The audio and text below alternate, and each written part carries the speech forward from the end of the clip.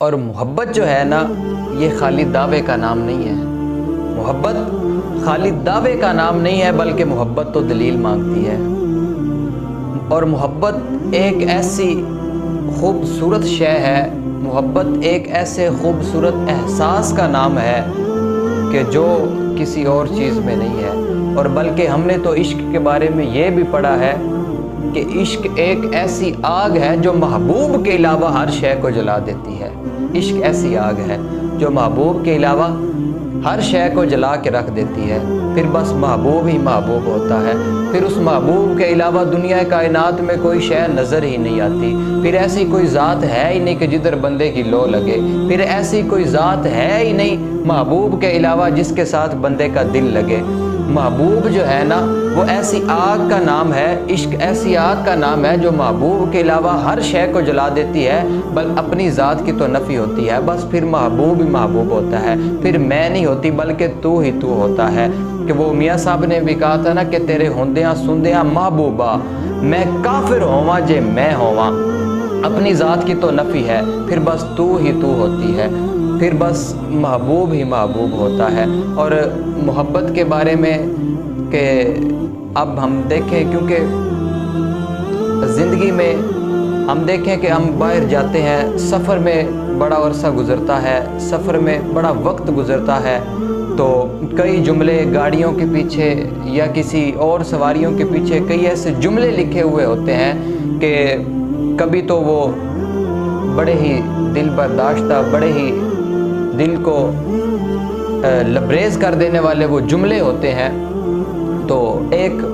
گاڑی کے پیچھے لکھا ہوا تھا کہ صنم بے وفا، اور میں نے اپنے دوستوں سے پوچھا کہ اس نے اب یہ کیوں لکھا ہے کہ صنم بے وفا،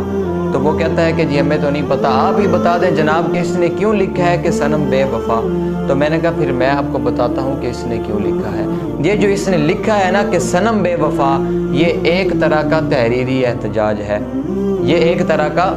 تحریری احتجاج ہے۔ اس نے کسی دنیا دار کے ساتھ دل لگایا اور اس نے اس کے ساتھ بے وفائی کی، اس نے کسی بے وفا کے ساتھ دل لگایا، تو آج یہ اپنی حسرتوں کا جنازہ جو ہے نا یہ لیے پھرتا ہے، آج یہ اپنے ٹوٹے ہوئے دل کا جو ہے نا یہ جنازہ لیے پھرتا ہے، آج یہ ایک قسم کا تحریری احتجاج کرتا پھر رہا ہے۔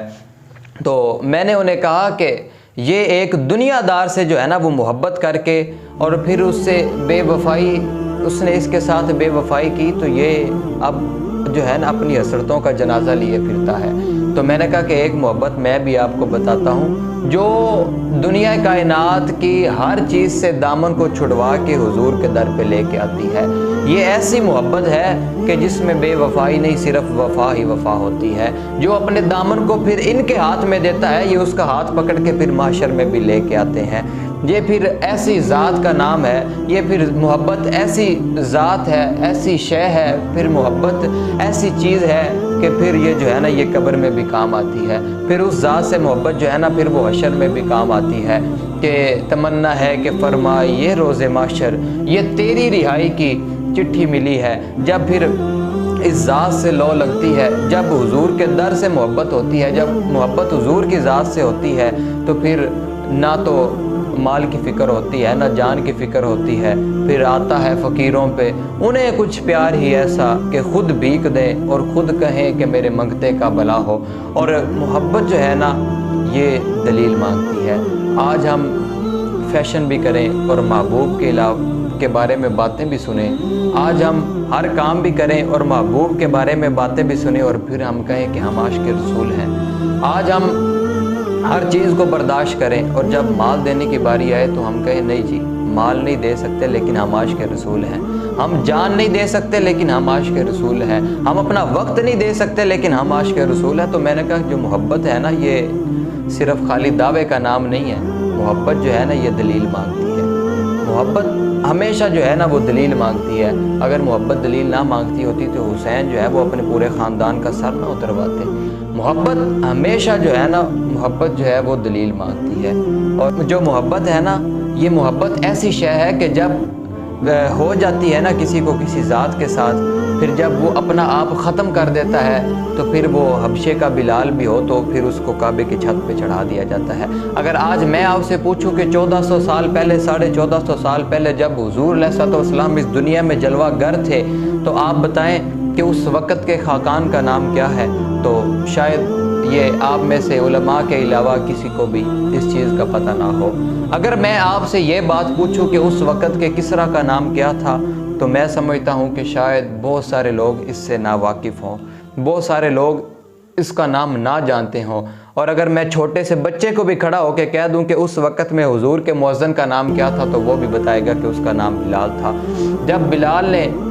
ماریں کھائیں، سب کچھ چھوڑا، جب بلال نے اپنے دامن کو حضور کی ذات سے وابستہ کیا تو پھر حضور نے کعبے کی چھت پہ چڑھا دیا، پھر حضور نے اس کے قدموں کی آڑ جو ہے نا پھر وہ جنتوں میں سنی جا رہی ہے۔ تو پھر وہ شانیں ملتی ہیں کہ جس کا آپ نے کبھی تصور بھی نہیں کیا ہوتا، کہ اقبال بھی بولے نا کہ اقبال یہ کس کے عشق کا فیضان ہے کہ رومی فنا ہوا حبشی کو دوام ہے۔ اقبال کہتا ہے کہ روم کا جو سلطان ہے اس کا نام تو مٹ گیا، لیکن جو حبشے سے آیا ہوا بلال ہے اس کا نام آج تک بھی زندہ ہے۔